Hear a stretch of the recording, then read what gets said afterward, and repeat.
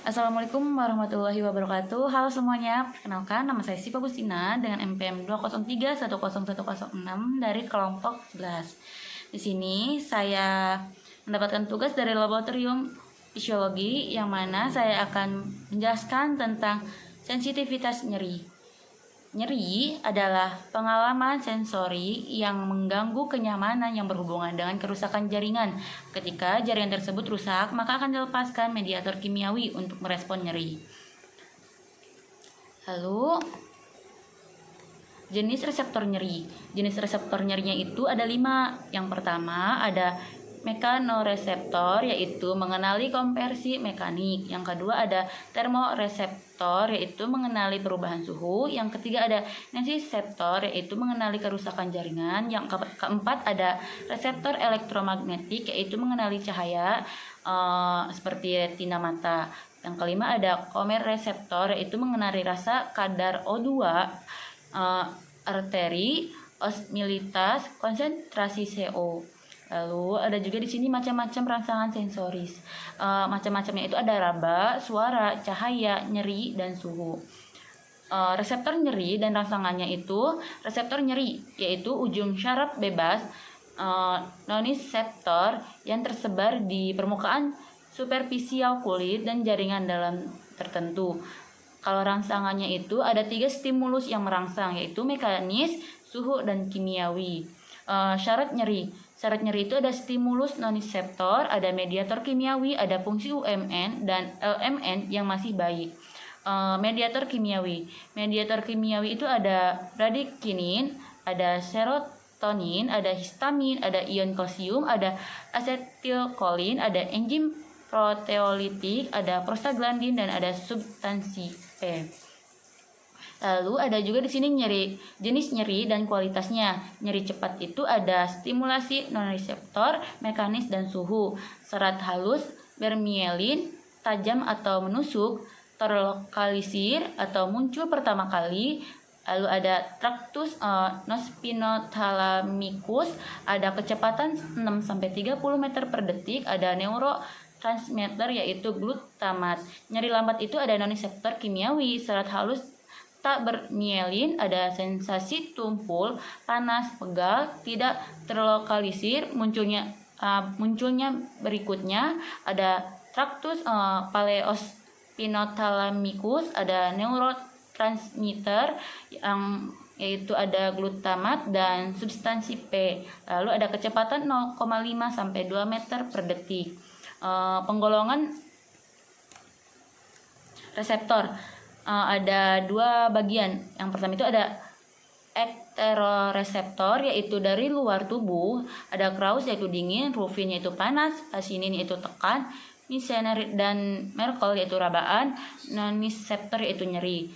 Lalu ada juga proprioseptor atau interreseptor, yaitu menerima impuls terutama dari badan Pacini, reseptor sendi, gelondong otot, dan organ tendon lain.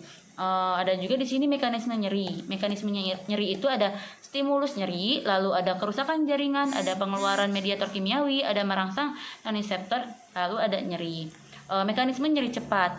Yang pertama itu ada noniseptor, lalu ada neuron sensorik atau aferen. Yang ketiga ada medula spinalis, lalu ada peniculus dorsal, lalu ada lemnicus medialis, lalu ada ductation ramidalis, lalu medula oblongata, lalu ada pons, ada thalamus, torques cerebri, dan post centralis. Mekanisme nyeri lambat itu ada noniseptor, neuron sensorik, aferen, medula spinalis, peniculus arterolateral, ada lemnicus medialis, lalu discosatio ramidalis, ada medula oblongata, lalu ada pons, thalamus, dan cortex cerebri, lalu ada post centralis. Nyeri alih itu nyeri yang letaknya cukup jauh dari jaringan yang rusak. Penyebab rasa nyeri. Nyeri persia, nyeri yang berasal dari organ dalam tubuh. Penyebabnya yaitu iskemia, spasme otot, kerusakan dari stimulus kimia. Ada juga di sini nyeri perifer. Nyeri perifer itu kerusakan jaringan pada kulit. Nyeri iskemik itu karena jaringan kurang terpasuk oksigen sehingga terjadi metabolisme anaerob yang menghasilkan asam laktat.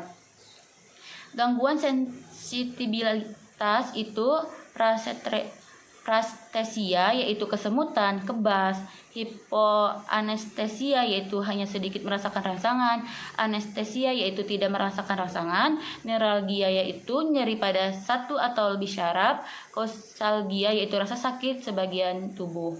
Ada juga di sini klinisnya. Klinisnya itu ada hiperalgesia yaitu keadaan hipersensitif terhadap rasa nyeri. Penyebabnya itu ada karena reseptor nyeri yang sangat peka, hiperplasia primer, adanya fasilitas pada penjalaran sensorik yaitu hiperplasia sekunder, lalu ada herpes zoster yaitu shingles yaitu infeksi sel neuron, nyeri dalam ganglion radix dorsalis oleh virus. Lalu ada tics deulorux itu neuralgia trigeminal atau neuralgia glossopharyngeal, nyeri seperti tertusuk pada salah satu sisi wajah, daerah serabut syarafi dan IX. Lalu ada juga sini praktikum. Tujuan percobaan itu satu membedakan kepekaan kulit terhadap suhu, kedua itu membedakan kecepatan nyeri yang timbulnya di suhu dingin dan panas. Alat dan bahannya itu ada baskom atau beker gelas 3 buah, air hangat, air bersuhu 200 derajat Celcius, air mineral, air bersuhu 300 derajat Celcius, es batu, air bersuhu 40 derajat Celcius. Prosedur percobaan itu perasaan subjek panas dan dingin. Sediakan lalu 3 baskom yang masing-masing berisi air dengan suhu kira-kira 20 derajat Celcius, 30 derajat Celcius, dan 40 derajat Celcius. Masukkan tangan kanan ke dalam air bersuhu 20 derajat Celcius dan tangan kiri ke dalam air bersuhu 40 derajat Celcius untuk kurang lebihnya itu 2 menit. Catat kesan apa yang saudara alami, kemudian masukkan segera kedua tangan Anda ke baskom yang berisi air bersuhu 30 derajat Celcius. Catat kembali kesan yang apa yang Anda rasakan. Lalu praktikumnya itu perbandingan sensasi rasa nyeri pada suhu tertentu. Siapkan 2 tempat yang masing-masing berisi air es dan air hangat. Letakkan tangan kanan pada tempat yang berisi air es dan tangan kiri pada air hangat.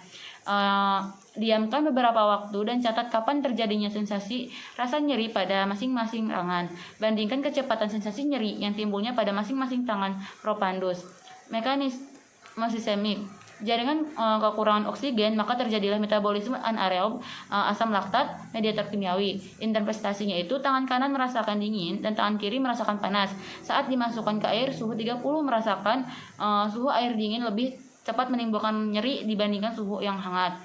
Lalu herpes zoster itu termasuk nyeri piskelar. Mungkin cukup sekian penjelasan dari saya, kurang dan lebihnya mohon maaf. Wassalamualaikum warahmatullahi wabarakatuh.